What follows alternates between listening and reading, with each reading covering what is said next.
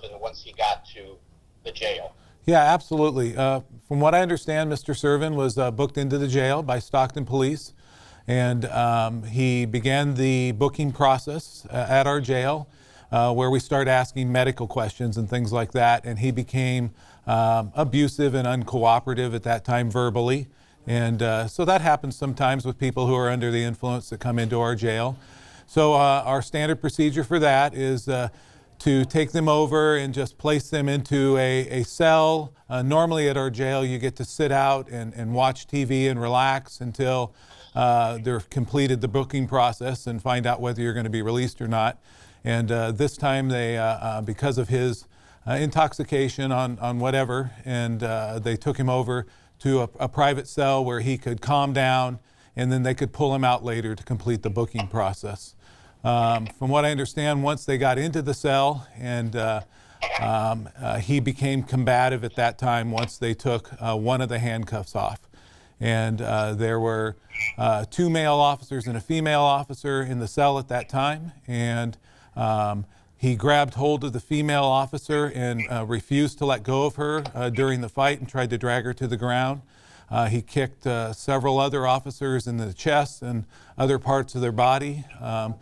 The fight went on for an extended amount of time, which is unusual.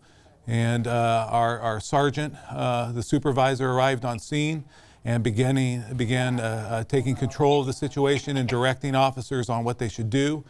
And after numerous minutes of a fight in a jail where the officers were covered in blood and everyone was exhausted, they were finally, after numerous attempts, able to extradite themselves from the cell and get the door closed. He says that right from the get-go, when he was seated, that the officers started pushing him around, calling him racist names. In his words, he said called a terrorist. He was called an Arab, as he put it. He said, "I'm a Native American Indian / Mexican." That he said it was just blue that all of this happened. Hey, What's Kurt, your response to that? Kurt, after you ask the question, do me a favor and mute the phone so we don't hear your background sound, and then just unmute it when you are coming back to ask another question. Oh, okay. Okay, do you want to ask it again, or you want me to just go ahead and respond to what he had to say? Okay. Well, I was not in the cell. I know that my officers, we book 23,000 people approximately a year, and we don't have complaints like that ever. And so that would be surprising if to me if that occurred. The type of officers that I know were on scene there, and the sergeant that was on scene there, that I know personally would never have allowed such a thing.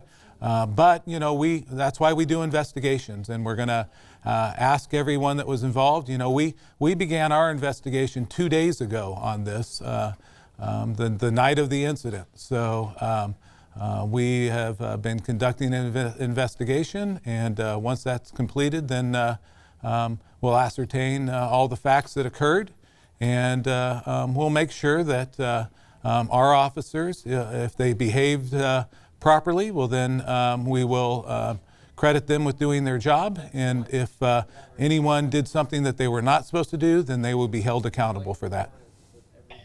And so this went on from what he told me, it was around 20 minutes or so. Is that accurate with what you understand?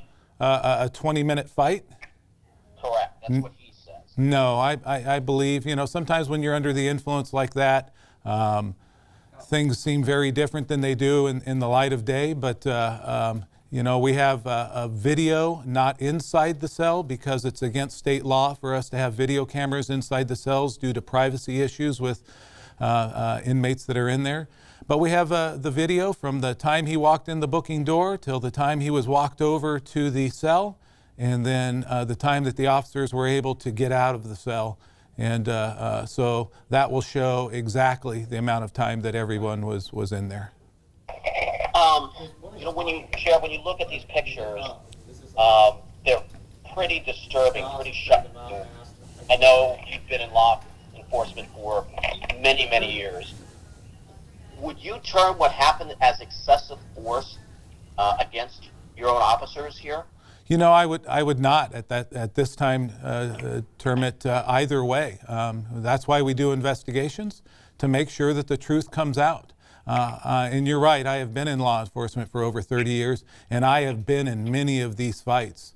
And you know, we are trained to react to aggressive behavior towards us, and we use that force only which is necessary to make sure that we stay safe, make sure the subject that we're fighting with, we produce as little damage as possible to that subject, and then we have to think about the security of our facility also.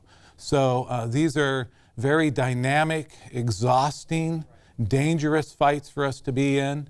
And you know, at the jail, you even have less equipment than we do out on the street. They do not carry batons. They don't carry tasers. They don't have any of that stuff to assist them. They are just in a street brawl with somebody who is under the influence and usually not feeling pain like the officers are feeling the pain. Finally, just on social media, people commenting, one person, and I think a couple others actually kind of piggybacked on what this one person said that he got what he deserved. Did he get what he deserved? No, we don't look at that way at all. You know, we have people that we deal with on a constant basis that come in and are not acting as they normally would had they not been under the influence. It is not our job to pass judgment on people or to hold them accountable for anything. We are here to care for them while we're in our custody, and hopefully, if they have to stay with us a while, put them out back into society better than the way they came in, if they need help with alcohol abuse or drug abuse or anything like that. No, I don't think that's appropriate either. We certainly do not want anyone to fight or injure our officers, but we know that's a risk every single day. And we wish nothing but the best for this gentleman, and we're sorry that his behavior in our facility led to this. But we don't hold grudges or anything like this on this. We are here to take care of people, not to hurt people. Okay, Sheriff, thank you very much. Victor, do you have any questions, or anyone else there have anything to ask the Sheriff? No, not for now. I know I did ask Andrea about the video. I'm not sure how soon would that be available. Yeah, they're working on it as quick as we can, get it out to you. You know, we've talked about this through our campaign. We're not going to wait the long time and make it. As soon as we can get it out to you, we will. And you know, because it is what it is. If somebody did something wrong, then we're gonna correct that, and we're gonna let people see what we do.